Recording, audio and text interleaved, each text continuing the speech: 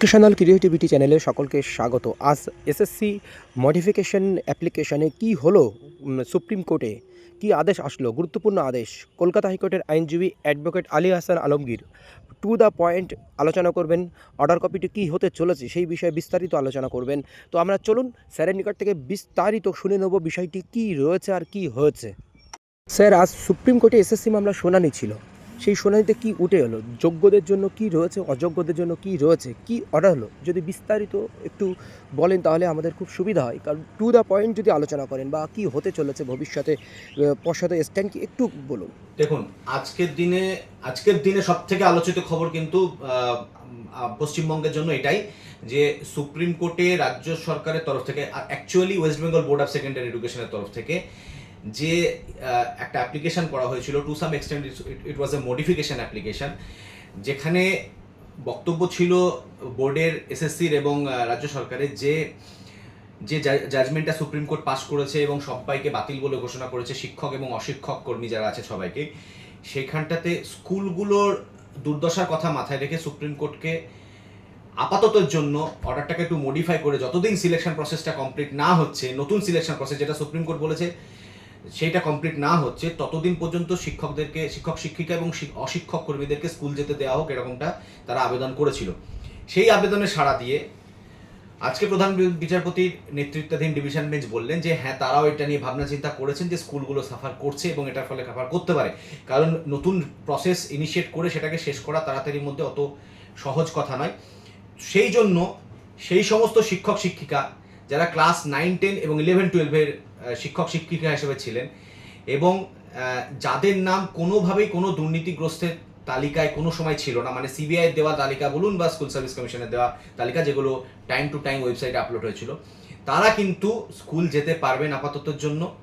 এটা একটা interim measures দেওয়া হলো রাজ্য সরকারের আবেদনে সাড়া দিয়ে। আমি রাজ্য সরকারটাকে এক বৃহত্তর স্বার্থে ব্যবহার করছি, যদিও রাজ্য সরকারের অধস্তন স্বশাসিত বোর্ড যেগুলো, তারা এই অ্যাপ্লিকেশনটা করেছিল, কিন্তু এটাতে আবেদনে সাড়া দিয়ে এটা একটা হলো যে 9, 10, 11, 12 সেই সমস্ত শিক্ষক শিক্ষিকা যাদের নাম কোনো দুর্নীতিগ্রস্তের তালিকায় নেই, তারা স্কুল যেতে পারবে। কতদিন পারবে, এটাতে তার পরের ধাপ যেটা সুপ্রিম কোর্ট বলল যে রাজ্য সরকারকে জানতে চাওয়া হলো যে তোমরা কতদিনের মধ্যে নতুন প্রসেস ইনিশিয়েট করতে পারবে এবং শেষ করতে পারবে, যেটা হাইকোর্টের ডিভিশন বেঞ্চ বলেছিল এবং যেটা সুপ্রিম কোর্ট আফেল্ড করেছে। নতুন প্রসেসে কতদিনের মধ্যে শেষ করতে পারবে, তাতে করে রাজ্য সরকারের বক্তব্য যে আমরা 31শে ডিসেম্বর, মানে ডিসেম্বরের শেষের মধ্যে শেষ করে দেবো। সেইটাতে এদের বক্তব্য হচ্ছে, সেইটাতে কিন্তু সাড়া দিয়ে সুপ্রিম কোর্ট বলল যে সেক্ষেত্রে তোমাকে 31-এর মধ্যে নতুন প্রসেসের নোটিফিকেশন নিয়ে আসতে হবে এবং আগামী 31শে ডিসেম্বরের মধ্যে সেই প্রসেস কমপ্লিট করতে হবে।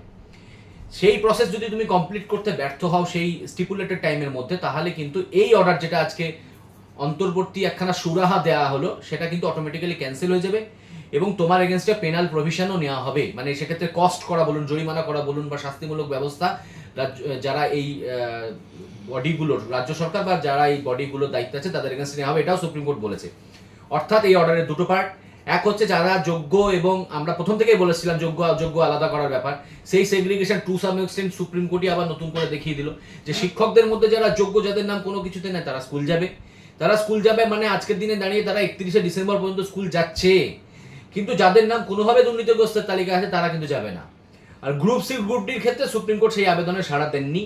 তার কারণ হচ্ছে কি, গ্রুপ সি গ্রুপ ডির ক্ষেত্রে সুপ্রিম কোর্টের বক্তব্য যে এই তালিকায় বেশিরভাগ জন হচ্ছে দুর্নীতিগ্রস্ত, এরকমটাই তদন্তে উঠে এসছে। বেশিরভাগ বলতে কিছু কিছু ক্ষেত্রে 40% বা তার বেশি, এরকম যেটা পার্সেন্টেজ দেওয়া হয়েছিল। তো এত পার্সেন্টেজে আমরা এই সুযোগ অশিক্ষক কর্মী যারা আছেন তাদেরকে আমরা দিতে চাইছি না, এটা সুপ্রিম কোর্ট বলেছে।